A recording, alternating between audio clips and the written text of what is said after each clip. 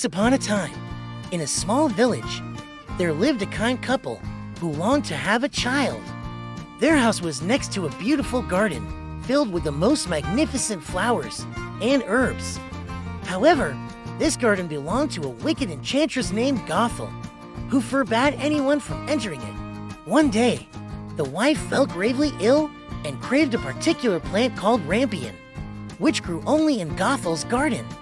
Desperate to save his wife, the husband sneaked into the garden at night to gather some rampion. He returned safely, and the wife made a delicious salad from the rampion, feeling better instantly. However, the next night, the craving returned even stronger, and the husband once again sneaked into the garden.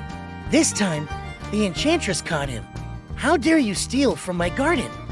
Gothel demanded, her eyes blazing with anger. Trembling, the husband explained his wife's illness and begged for mercy. After a moment, Gothel's expression softened slightly, but her voice remained cold. "I will let you go and allow you to take all the rampion you need, but you must give me your firstborn child." Terrified but desperate, the husband agreed. Shortly after, the wife gave birth to a beautiful baby girl. True to her word, Gothel appeared and took the child away, naming her Rapunzel. Gothel raised Rapunzel in a tall tower hidden deep in the forest. The tower had neither stairs nor doors, only a single window at the very top. As Rapunzel grew, her hair became incredibly long and golden, cascading down like a waterfall. The enchantress would visit her by standing at the base of the tower and calling out, "Rapunzel, Rapunzel, let down your hair." Rapunzel, who knew no other life, would let her long braid fall, and Gothel would climb up. Though lonely, Rapunzel spent her days singing and dreaming of the world beyond the tower. One day, a young prince was riding through the forest when he heard Rapunzel's beautiful singing. Entranced, he followed the sound until he reached the tower. Hiding behind a tree, he watched in amazement as Gothel called out, "Rapunzel, Rapunzel, let down your hair," and climbed up the golden braid. Determined to meet the girl with the enchanting voice, the prince waited until Gothel left. He approached the tower and repeated the call, "Rapunzel, Rapunzel, let down your hair." To his delight, the braid fell, and he climbed up.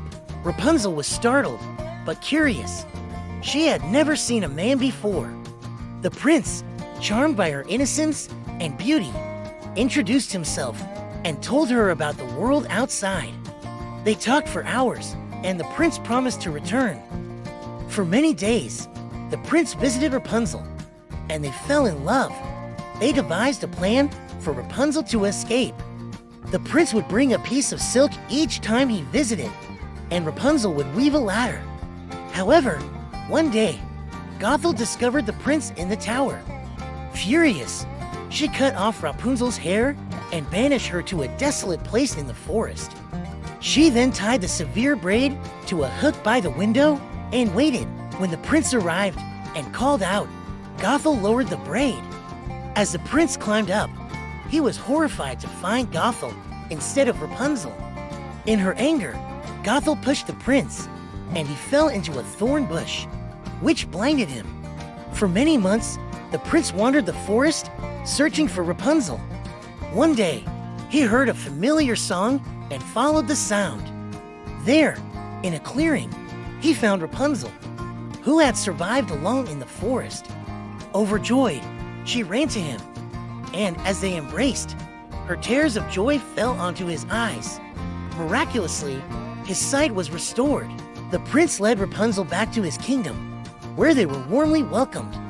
They married and lived happily ever after, bringing peace and prosperity to the land.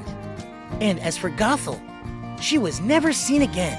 And so, Rapunzel and her prince lived a life filled with love and adventure, always grateful for the magic that brought them together.